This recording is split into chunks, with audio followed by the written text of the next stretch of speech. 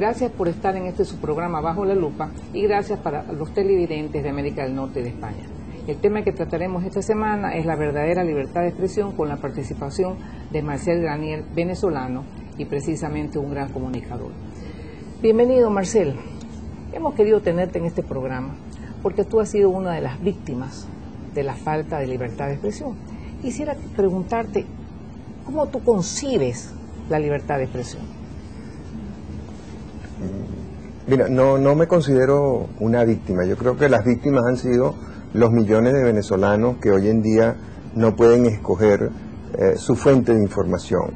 Los millones de venezolanos que no tienen medios de comunicación a los cuales acudir para expresar sus quejas, sus aspiraciones, sus reclamos, sus deseos.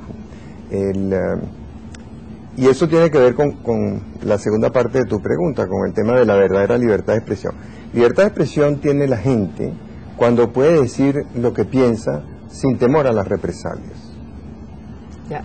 Y en este caso, hoy día, en Venezuela, ¿qué es lo que cómo han trabado a esa libertad de expresión? Mira, de muchas maneras. En primer lugar, tenemos que tener en cuenta que este régimen se afinca sobre dos estructuras.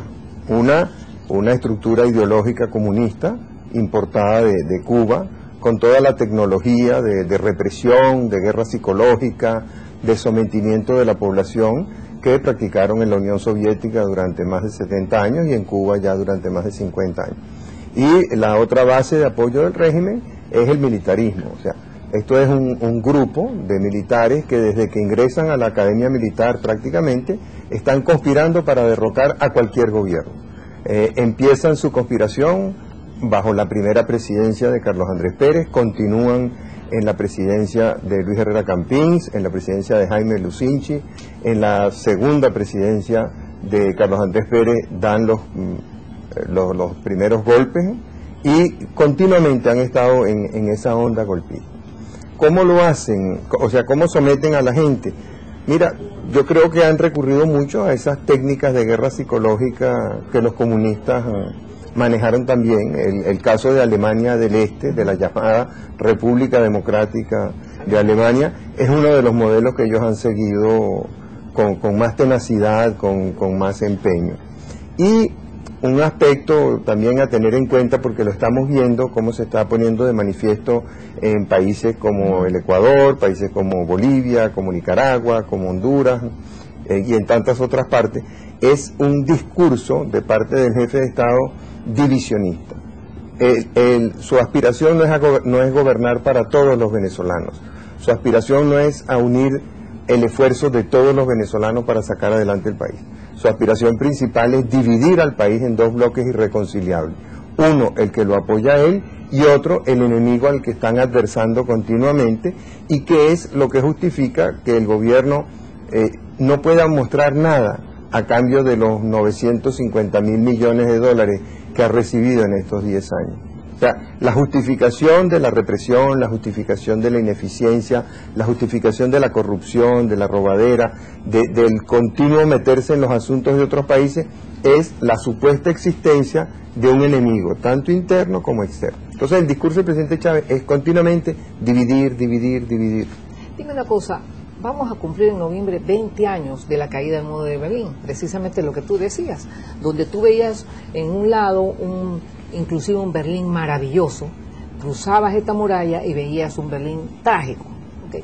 ¿Cómo es posible que siendo los venezolanos gente de primera, porque los empresarios que yo siempre he conocido, gente de lucha, gente eficaz, se haya dejado cambiar a esta Venezuela irreconocible? ¿Tú no crees que también son parte de la culpa por haber estado metidos en su propia parcela y no haber participado en las cosas del país? Mira, explicaciones hay muchas, esa es una, pero recuerda que probablemente el experimento democrático liberal más interesante que ha habido en nuestro continente fue la experiencia argentina a mediados del siglo XIX, con su constitución liberal, democrática, abierta, que le dio mucho progreso a ese país. Y sin embargo, ese mismo país, culto, desarrollado, preparado, maravilloso, en un momento dado se fue por el barranco de Juan Domingo Perón y Evita Perón. Alemania era un gran país y escogió a Adolfo Hitler. Italia escogió a Mussolini. Mira, Checoslovaquia, Hungría, Polonia no tuvieron otro camino que someterse a la dictadura soviética. Esas son cosas que pasan, que tienen muchas explicaciones económicas, sociales, políticas. El caso de Venezuela es parecido, pues.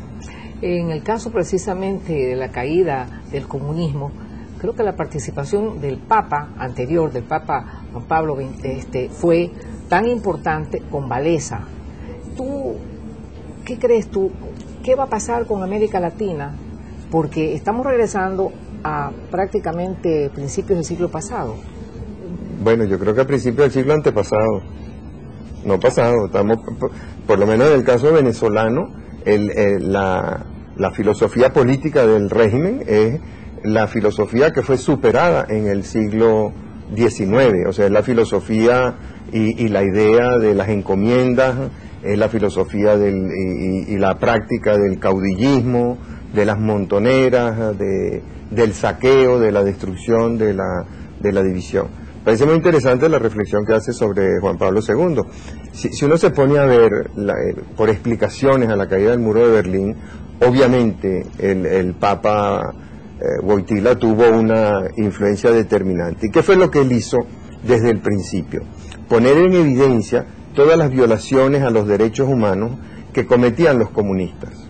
Y así lo fue desacreditando. Él hizo que el mundo se quitara esa careta de realpolitik, de hipocresía, bajo la cual muchos intelectuales importantes de Occidente justificaban al comunismo. Pero cuando el Papa se empeña en demostrar cómo se violan los derechos humanos detrás de la cortina de hierro, se le hizo muy difícil a la gente seguir aquella comedia de engaño, de que el comunismo era bueno en sus intenciones, de que la última ratio del comunismo era positiva, etc. Pero además él coincide con dos de los estadistas más importantes del siglo XX, que también tenían una idea muy clara de la importancia de la libertad, como fueron el presidente Reagan y la señora Thatcher. Dime una cosa, Marcel, si este es el tema, porque lo es, y se lo siente y es verdad, ¿dónde está en la actualidad qué se puede hacer? Porque estamos viendo aquí una franquicia que se propaga por América Latina de tiempos pasados que en realidad no fueron los que dieron prosperidad a la gente.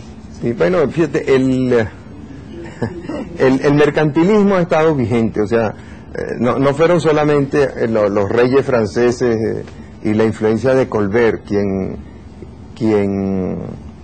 implanta el régimen mercantilista. O sea, eso fue ganando aceptación en muchas partes. Por eso te digo que en Venezuela y en otros países de América Latina la involución no es hacia el siglo XX, sino hacia el siglo XIX. Es esa idea de las encomiendas, los caciques militares que tienen jurisdicción en tal o cual área y que son amos y señores de la vida y de los bienes de toda la gente que está sometida a esa encomienda que han recibido del Supremo, en este caso el teniente coronel Hugo Chávez. Luego tenemos el elemento mercantilista. Para países como España y los socialistas que gobiernan en España, resulta mucho más fácil conquistar mercados transándose con déspotas, con dictadores como Hugo Chávez, que ganar su terreno en el mercado limpiamente. Entonces ellos van imponiendo sus compañías a cambio de darle legitimidad al régimen de Hugo Chávez. Entonces ellos toleran a Hugo Chávez y todas sus violaciones a los derechos humanos, a cambio de eso reciben contratos petroleros, reciben contratos de construcción, reciben contratos en la industria eléctrica, etcétera, etcétera. O sea, es una mezcla de intereses prácticos, mercantilistas, con ceguera política, ceguera moral.